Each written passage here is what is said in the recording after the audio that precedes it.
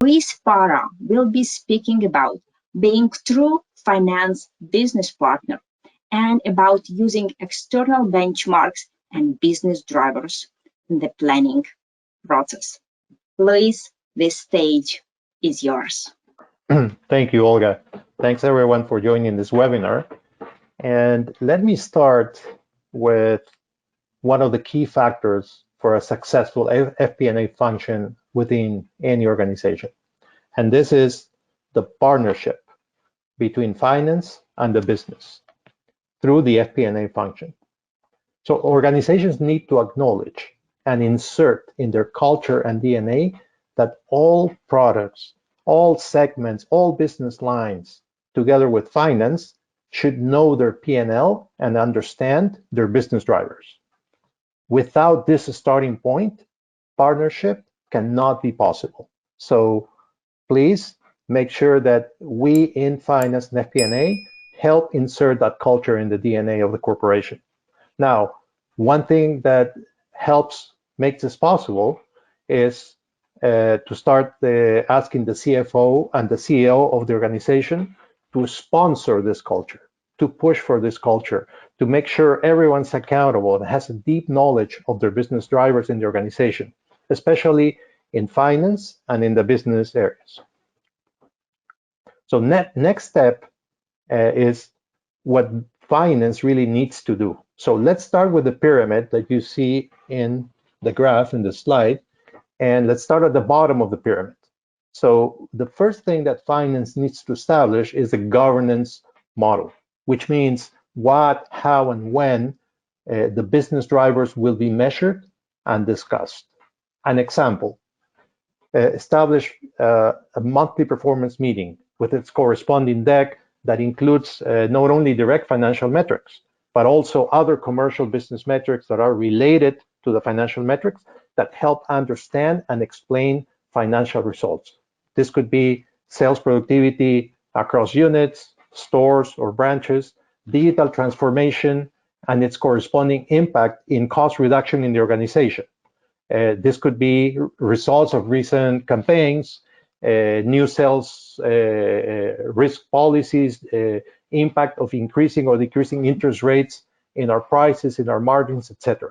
So try to make something that is recurrent and disciplined in terms of measuring and seeing and analyzing the results of the organization.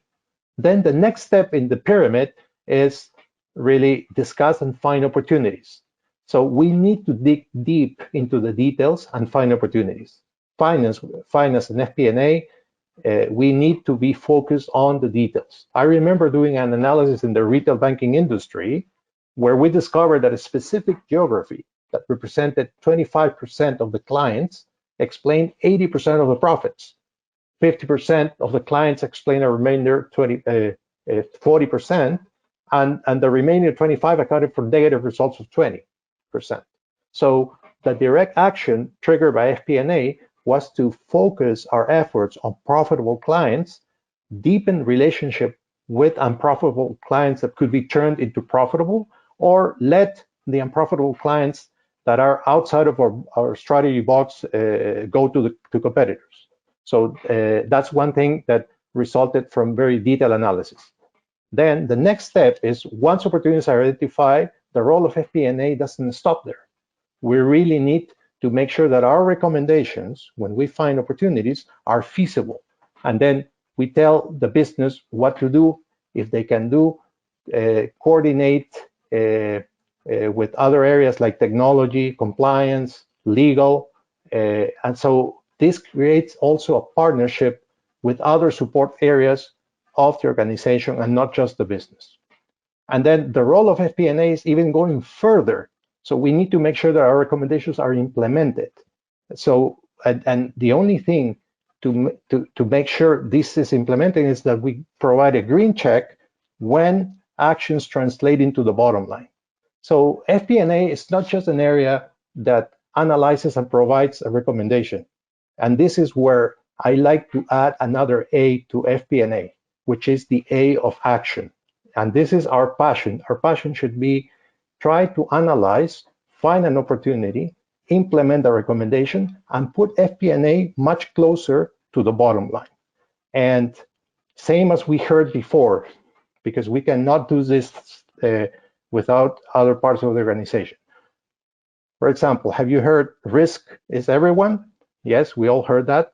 Cybersecurity is everyone? Yes, we heard that. In the same way, I would like to say FP&A is everyone. We need to make sure we partnership with the business and the support areas, not only to provide recommendations, but to implement them. Now, moving to the next factor for success is using external benchmarks and business drivers in the planning process. So looking outside the organization is more important than you think. We cannot, for example, just putting an example, we cannot know why our house is flooded if we don't know it's raining. So we need to look outside, or we cannot know why our neighbors don't have a flooding problem if we don't know how they avoid it. So this is just something that is applicable to the corporate world. So in the same way, internal benchmark is important to create a competitive environment. External benchmark is very, very important to push performance inside the organization. The problem is how and where can we get that information? So we are in an era of information. There's no justification for not doing benchmarking today in an organization. This is a must for an FP&A function, and we should have an internal function of benchmarking inside FP&A, inside finance. Industries like banking and insurance are full of information from regulators and associations. Like most companies publish interim financial statements, results, press releases, where we can get financial information and qualitative information as well. It is important for all finance professionals, if we don't know where to get that information, to connect with our peers in other companies of your corresponding industry. Get a sense of what they're doing, their challenges, where they're getting their information. We can get valuable information, of course, respecting the corporation's confidentiality. Use social media like LinkedIn that we're using today to connect with other professionals and know the best way to navigate through the information available out there. So, but including benchmark is not just something to provide to our business partners and let them see if they do something. We should include benchmarking, external benchmarking information in your business review meetings and ask questions. For example, in the banking industry, it is very typical. How can we see the movements in interest rates impacting our results? And why is it different in our case, in our company versus competitors, for example? And then suggest a corrective action if the company is deviated. That's a specific example. Or are you spending too much or too little? What is the best in class efficiency ratio in your industry? Are you getting closer every year? And those are questions that we should be asking and information that we should be getting out there. Now, the next step for benchmarking to be effective is to work with your HR partners. So to include benchmarking external information versus competitors in the compensation of executives. And this is something that big companies do, where there's very reliable information about what other companies are achieving. We should always make sure that this is included in compensation, because let's say a business area meets revenue plan, but that's not necessarily good if we are behind the competition.